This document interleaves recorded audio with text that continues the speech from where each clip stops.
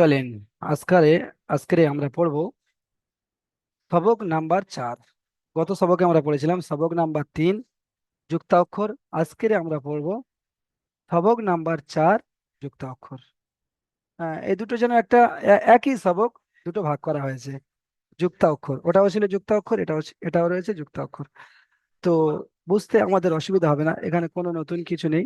যুক্তাক্ষর দেখেন, প্রথমে যে অক্ষর দুটি আপনারা দেখতে পাচ্ছেন এটা তো পৃথক পৃথক অক্ষরের মধ্যে ছিল। এটা হলো ত, এটা হলো জ। এই ত জ দেখতে কেমন এটা আপনারা ধরে নিতে পারেন ছোট হাতের বি। ছোট হাতে ইংরাজিতে বি হয় সেটার মতো দেখতে। তো দেখেন ত, বা, এখানে ছোট হাতের বি এর মতো দেখতে এটা ত। আর এই নৌকার নিচে একটা নৌকা, এটা হলো বা। ত, বা। তারপরে দেখেন জ, ফা, গোটা গোটা অক্ষর একদম জ, গোটা অক্ষর ফা, গোটা অক্ষর জ, ফা। তারপরে দেখেন কফ, তো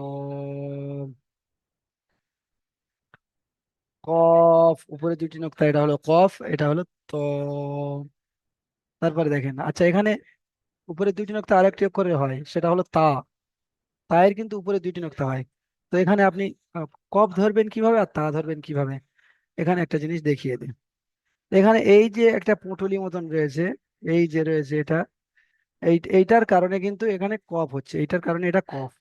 আর যদি এমন ভাবে সিম্পল থাকতো, এমন যদি সিম্পল থাকতো তাহলে এটাকে তা ধরতে হতো। এমন যদি সিম্পল থাকতো তাহলে এটা তা হতো। এই যে একটা রাউন্ড শেপ দেওয়া রয়েছে, ওই জন্য করে এটা হচ্ছে কফ, এখানে যে রাউন্ডটা দেওয়া রয়েছে। দেখেন কফ, তো হা, জিম, হা, খ।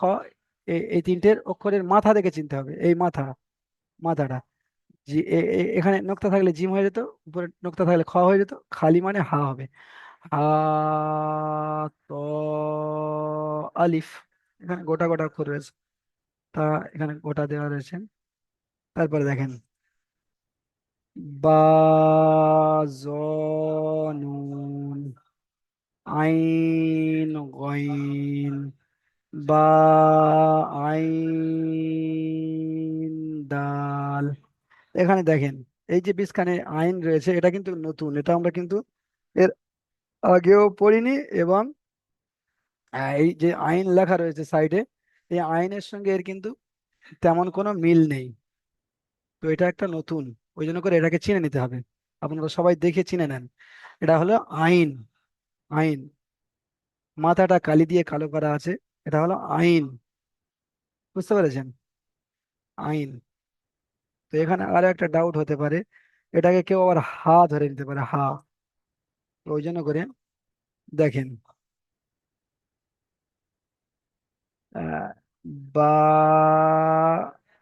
যদি হা হতো তাহলে এমন হতো হা, দাল। যদি হা হতো এমন হতো। তো আইন রয়েছে এখানে কেমন হয়ে গিয়েছে, এখান থেকে গিয়ে এটা মোটা, সরি, এখান থেকে গিয়ে এটা মোটা হয়ে গিয়েছে এখানে, এখানে মোটা হয়ে গিয়েছে, মোটা হয়ে গিয়েছে, এটা আইন হয়ে গিয়েছে। দেখেন এখানে মোটা হয়ে গিয়েছে, তো এটা আইন হয়ে গিয়েছে। বা, আইন, দাল। বুঝতে পেরেছেন নিশ্চয়ই আপনারা। দেখেন বা, আইন, দাল। তারপরে দেখেন এখানে কয়েনের যে মাথা রয়েছে, লেজটা যে কাস্তে মতন, এটা কিন্তু দেওয়া নেই। এখানে দেখেন কয়েন, গোটা একটা কাপ রয়েছে, কাফ। তারপরে দেখেন এখানে আইনেরও তাই, এখানে শুধু মাথাটা দেওয়া রয়েছে, এই আইন, লাম, সদ, আইন। তারপরে দেখেন ফা, কফ, ফা, ওয়াও। এখানে কিন্তু এটা নুন ধরা যাবে না, নুন ধরা যাবে না এটা, কারণ এখানে আহ, এই যে ওকারের মতো একটা পুঁটুলি রয়েছে, ফা শুরু করতে গিয়ে যেটা মানে পুঁটুলিটা দিয়েছে, এটা কিন্তু দেখে ফা ধরতে হবে। এই যে এখানে একটা পুঁটুলি দেওয়া হয়েছে, এই যে, হ্যাঁ এইটাই হলো এই পুঁটুলিটা, এই যে পুঁটুলিটা, এইটাই আহ, দেখে ফা চিনতে হবে, এই ফা। আর যদি নুন হতো তাহলে এরম সোজা এসে, সরি, এমন সোজা এসে এমন চলে যেত, তাহলে এটা নুন হয়ে যেত। আর এই পুঁটুলিটা দেওয়া রয়েছে ওই জন্য করে এটা ফা। দেখেন, ফা, ওয়াও, কফ, লাম। আচ্ছা, এখানে এখানে একটা সোজা দাঁড়ি রয়েছে, তো এটাকে আমরা আলিফ ধরবো না লাম ধরবো? সোজা দাঁড়ি একদম। তো যখনই যখনই সোজা দাঁড়ি, সোজা দাঁড়ি এসে বাম সাইডে বেঁকে যাবে, যখনই সোজা এসে বাম সাইডে বের হবে, তখনই আপনি চোখ বন্ধ করে ওটাকে লাম ধরে নেবেন।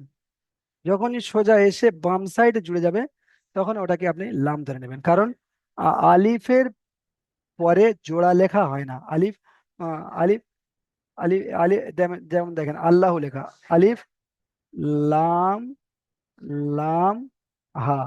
তো এখানে আলিফ রয়েছে, আলিফ কিন্তু বাম সাইডের সঙ্গে জুড়ে নি।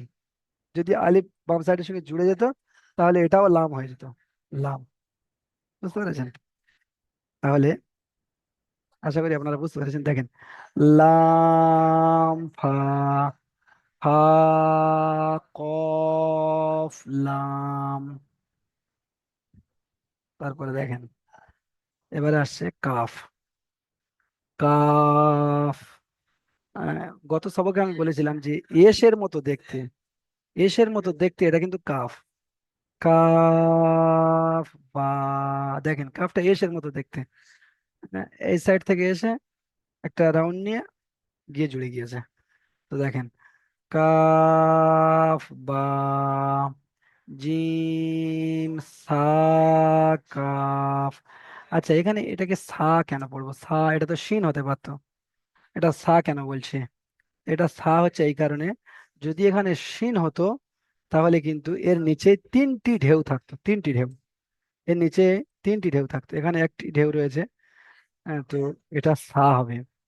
যদি এর নিচে তিনটি ঢেউ থাকতো তাহলে এটা শিন হতো। যেমন আমরা একটা দেখে আসতে পারি। দেখেন, এখানে রয়েছে এই তিনটি নোক্তা উপরে, এর নিচে তিনটি ঢেউ, দেখেছেন? এর নিচে তিনটি ঢেউ, তো ওই জন্য করে এটা হবে শিন। এই এখানেও রয়েছে একটা শিন। আর এই যেটা আমরা পড়ছি, এটা কিন্তু আ, সা, জিম, সা, কাফ। তারপর এটা কাফ, আলিফ। এই পড়াটা আমরা উপরে পড়েছি সবক নাম্বার 3-এ।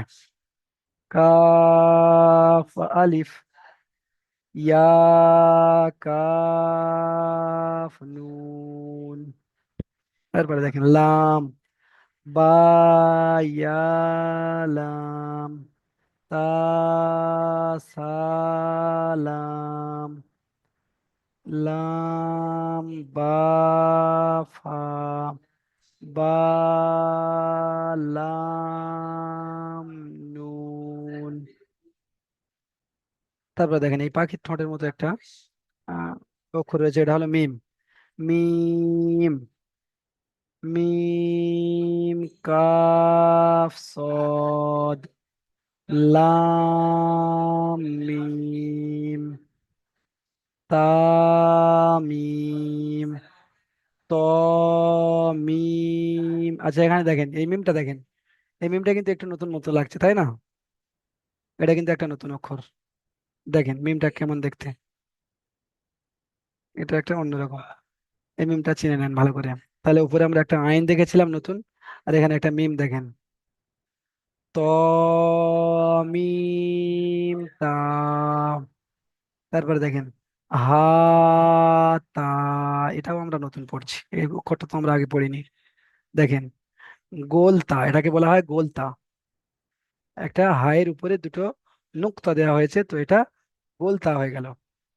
তা, গোলতা বলতে হবে না, তা বললে হয়ে যাবে। তা, বা, তা, ইয়া, হা,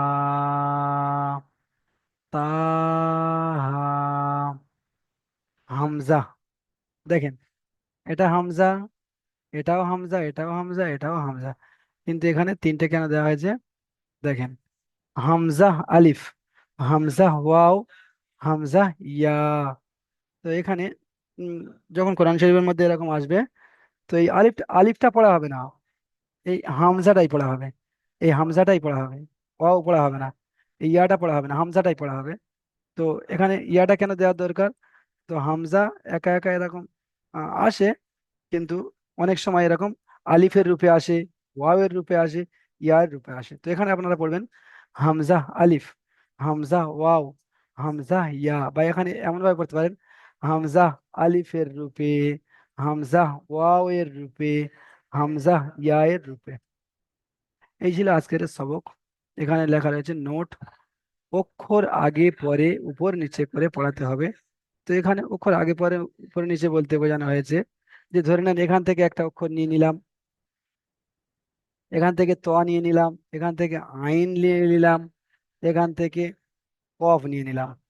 তো এখানে আগের অক্ষর নিয়ে নিলাম, বিস্খানের অক্ষর নিয়ে নিলাম এবং আগের অক্ষর নিয়ে নিলাম, এবং উপর থেকে নিচে থেকে সব জায়গা থেকে নেওয়া হয়ে গেল।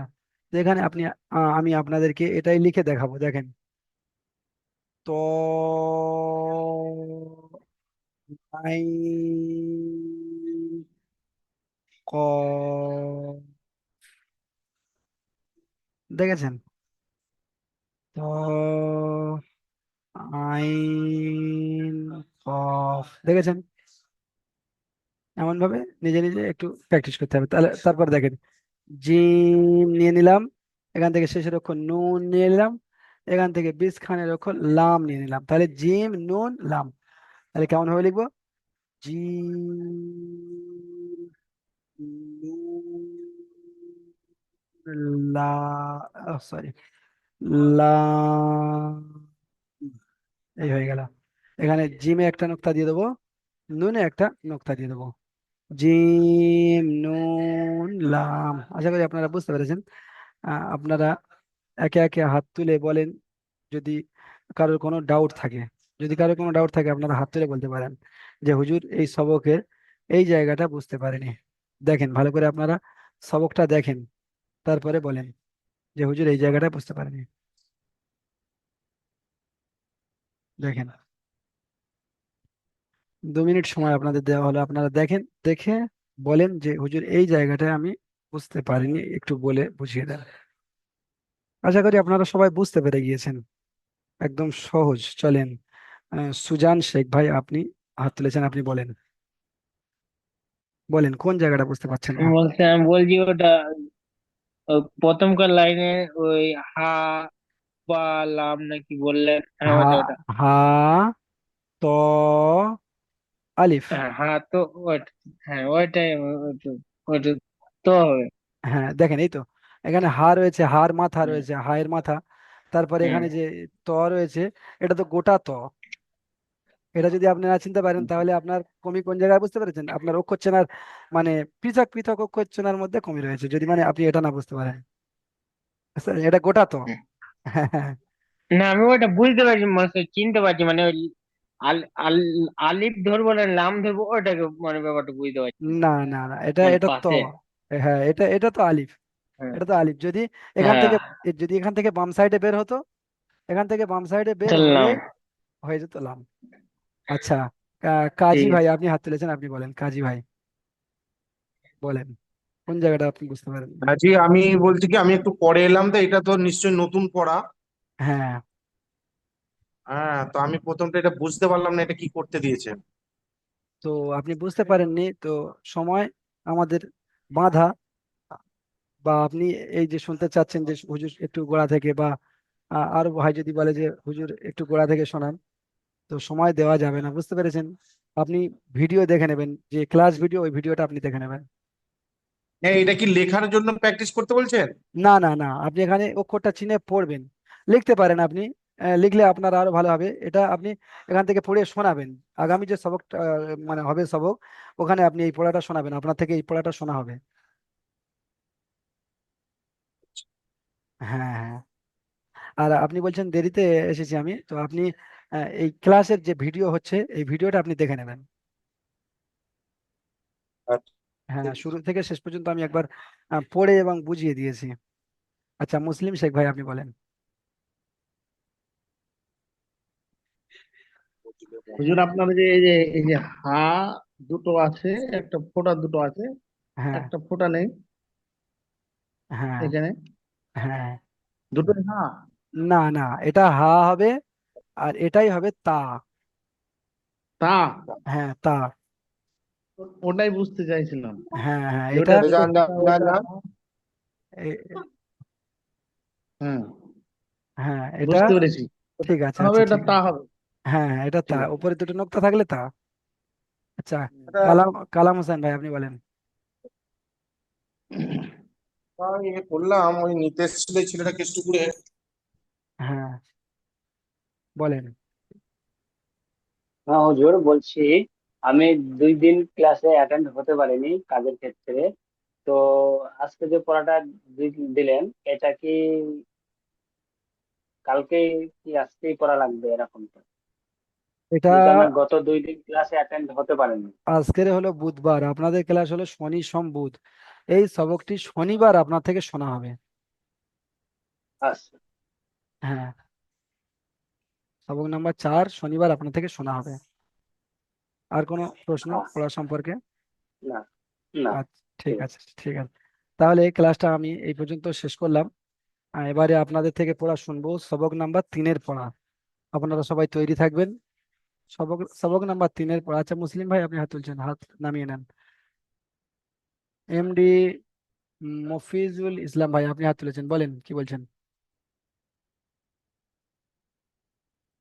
মফিজুল ইসলাম ভাই, দেখেন স্ক্রিনে একটা অপশন গিয়েছে, ওখানে হাত দিয়ে আপনি মিউটটা অন করেন।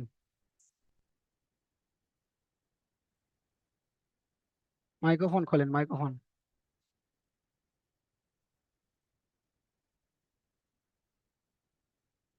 দেখেন স্ক্রিনে একটা অপশন যাচ্ছে আপনার।